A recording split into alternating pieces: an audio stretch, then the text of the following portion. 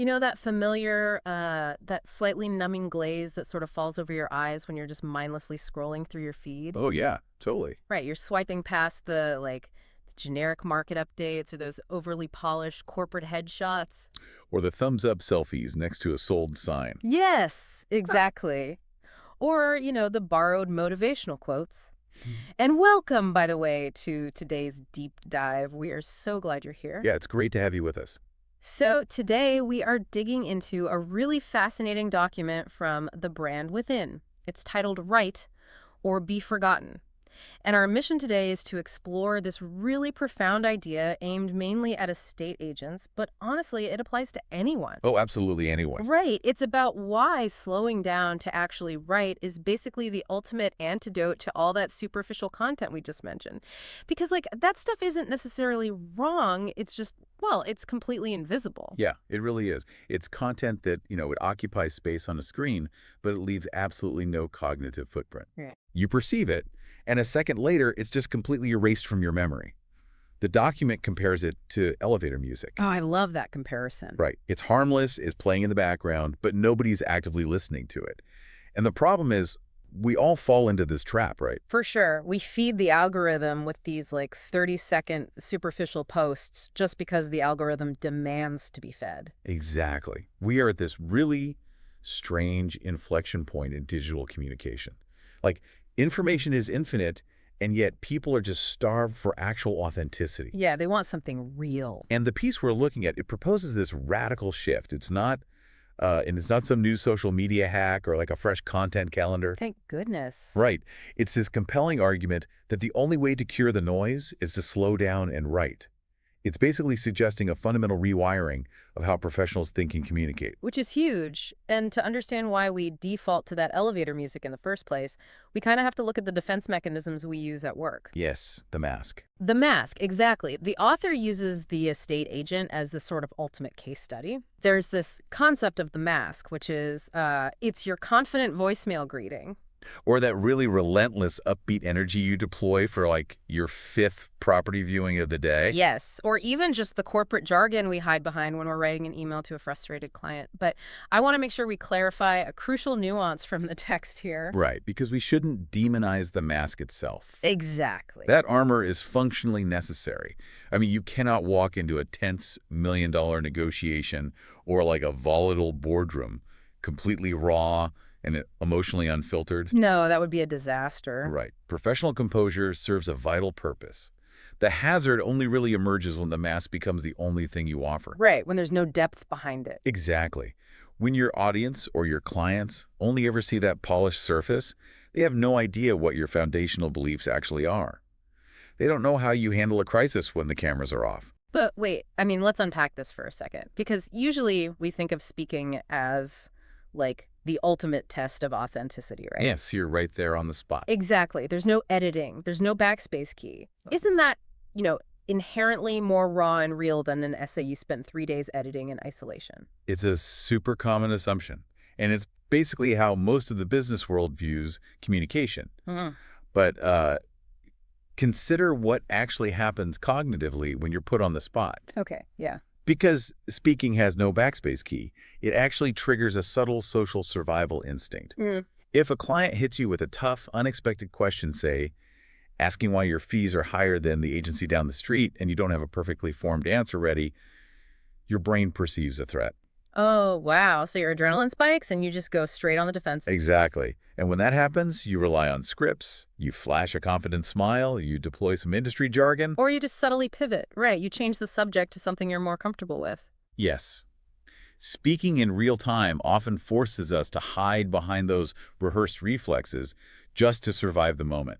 But writing does the exact opposite. It grants you the ultimate luxury, which is time.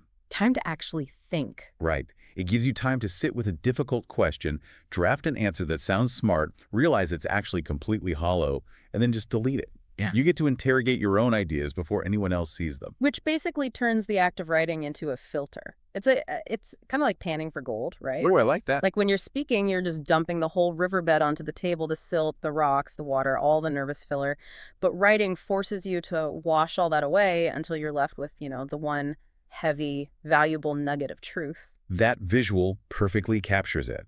And it really explains why the text makes this seemingly left-field pivot to Bruce Springsteen.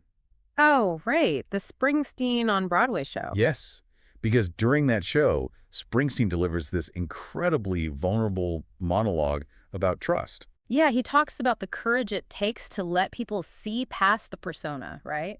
To reveal the parts of ourselves we usually keep hidden because we're afraid. Exactly.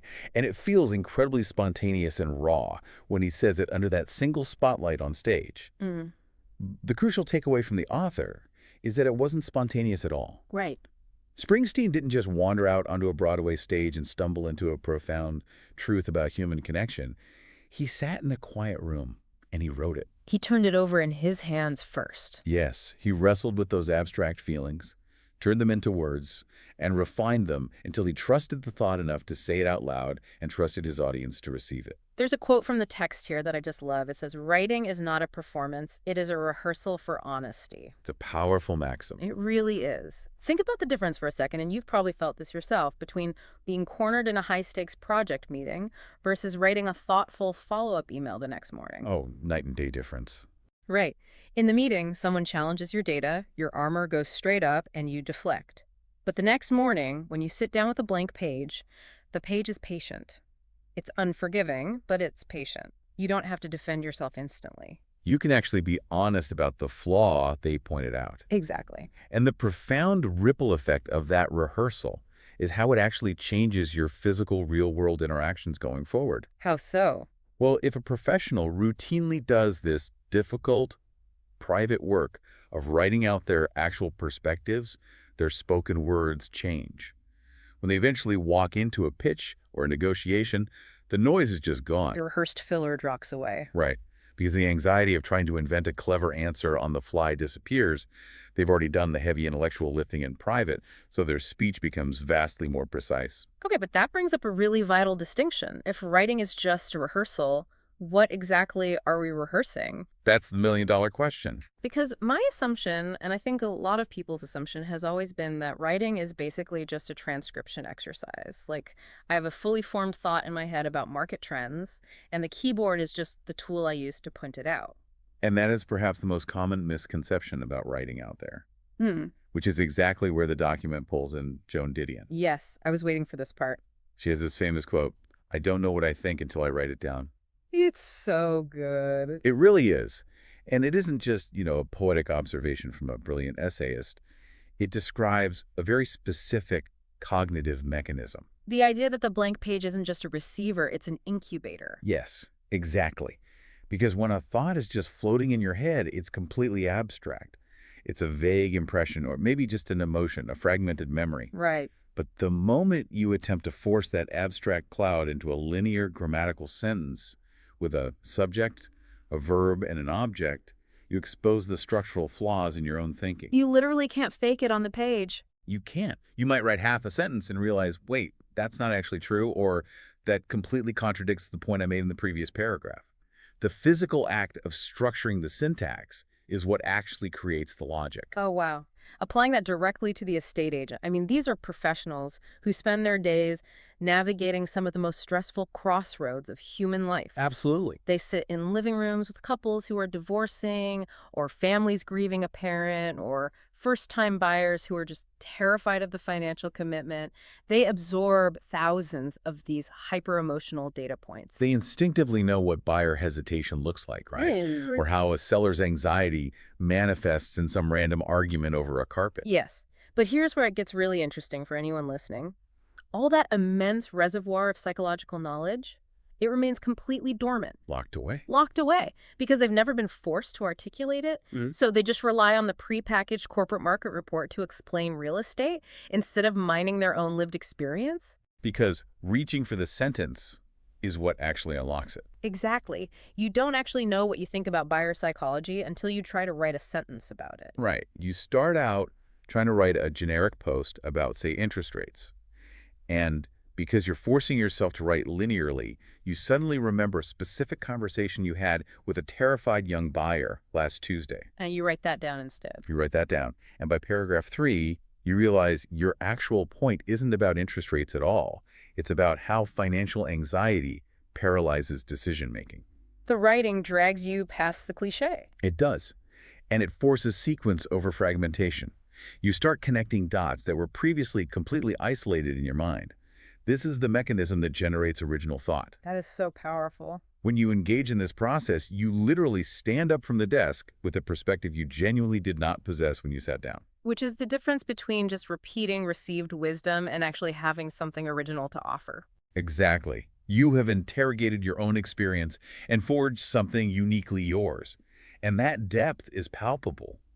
When someone who has done that kind of writing walks into a room, you can feel the gravity of it. They aren't writing a script. But, okay, if writing forces this quiet, deep thought, how does that square with an industry that's practically built around loud, extroverted salespeople? Oh, it creates a massive friction point with corporate culture. Right, because depth and quiet contemplation run completely counter to the archetype of the successful salesperson. The text points this out brilliantly with the concept of the high-energy agent. We all know this person. We do. They are extroverted, combustible, high volume. They walk into the office and they are basically a complete weather system, changing the atmospheric pressure of the room just by being loud and charismatic. It's basically the default setting for the industry. But the author makes a really careful distinction here. In a face-to-face environment, that high-voltage energy is a genuine gift. Sure, it sweeps people up. It breaks down initial social barriers. It generates momentum out of thin air. But the warning here is that that exact same energy is a massive liability when it is translated to online content. Because the context of the audience consuming it is fundamentally different. Completely different. Think about the physical environment of the person on the other end of that post. Yay. It's 9 o'clock at night. They are sitting quietly on their couch, scrolling on their phone in the dark. Probably exhausting from their own day. Exactly. Yeah. And maybe they are quietly agonizing over whether they can afford to upsize their home because they have a baby on the way. Yeah. The absolute last thing they want in that intimate, vulnerable moment is a video of an agent shouting at them from the front seat of a car about crushing their sales targets. Oh, man. That energy doesn't motivate the viewer at all. It exhausts them. A person sitting at home at 9 p.m. doesn't want to be persuaded by a loudspeaker. They want to be understood. Yes. And that's where the discipline of writing acts as a safety valve for those high-energy talkers. A safety valve. I like that. If you are someone who can just effortlessly talk for 20 uninterrupted minutes, the blank page forces you into a corner. It demands compression. You have to shut out all the noise, sit in the silence, and identify the single most truthful thing you can say. Not a barrage of 10 impressive statistics to prove how smart you are, but just one resonant truth. It requires a tremendous amount of restraint. And what often prevents people from executing this restraint is, well, it's the paralysis of perfectionism. Oh, for sure. There's this deeply ingrained belief that if you're going to put something in permanent writing, it has to be bulletproof. The grammar has to be flawless, the opinion must be unassailable, and the tone has to be intensely professional. But the article completely flips that script. It argues that perfect grammar and bulletproof opinions aren't the goal at all. The imperfection is actually the magnetic part. Yes, the vulnerability. Right. If you write a piece and admit, like, I honestly don't know where the market is going next year, but here's what I'm doing to prepare, that unexpected admission or that unanswered question isn't a crack in your brand. It becomes the foundation of it. It's the proof of life. Exactly. That proves there's an actual human being behind the screen. But, I mean, the stakes of failing to do this are portrayed as incredibly high in the text. They really are. All right. And the document brings George Orwell into the fold to drive this home. Right. Orwell wrote that if people cannot write well, they cannot think well. And if they cannot think well, others will do their thinking for them. Okay. That is a chilling concept. Others will do their thinking for them. So what does this all mean for the listener? Are we saying that personal branding consultants and marketing funnels are actually destroying character? Well, the source makes a very strong case for seriousness here. It's happening everywhere. Yeah. Look at the real estate training industry, or really any corporate enablement sector. Entire industries exist to relieve professionals of the cognitive burden of thinking. Oh, like providing all the scripts. Yes, they supply the objection handling scripts, the templated newsletters, the 30-day generic social media calendars. They mass produce the elevator music. Exactly. Why? Because deep thinking requires massive cognitive effort. It is exhausting. Templates offer cognitive offloading. But when you blindly adopt those tools, you are quite literally letting someone else do your thinking. You're outsourcing your mind for the sake of convenience. You are. And that brings us to the core distinction the author makes, the difference between being known and being worth knowing. Which is such an important difference. Being known is just a math equation. If you have enough money for ads or you post at a high enough frequency, you can be known. That's just volume.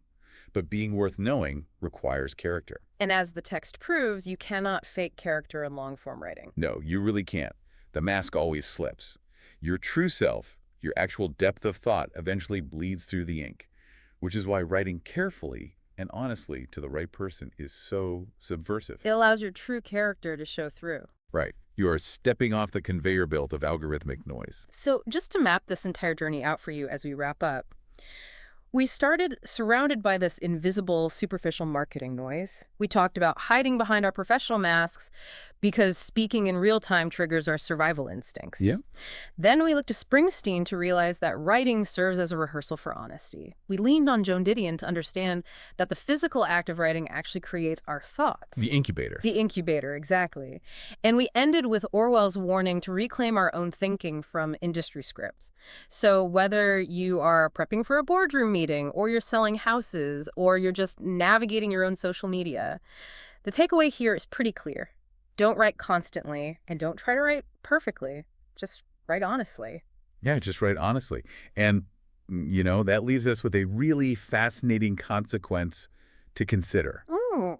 Well, if the process of writing strips away your professional armor, if forcing your abstract thoughts into linear sentences reveals what you genuinely believe, what happens if you sit down to write and you realize you fundamentally disagree with how your entire industry operates? Oh, wow. Right. Does discovering your true voice compel you to change not just your marketing content, but the actual nature of the work you do? That is a dangerous, brilliant question to leave you all with today. Keep that in mind the next time you're staring down a blinking cursor. You might just write your way into a completely different career. Thank you so much for joining us on this deep dive. Keep questioning the scripts you're handed, keep reaching for that one true sentence, and we will catch you next time.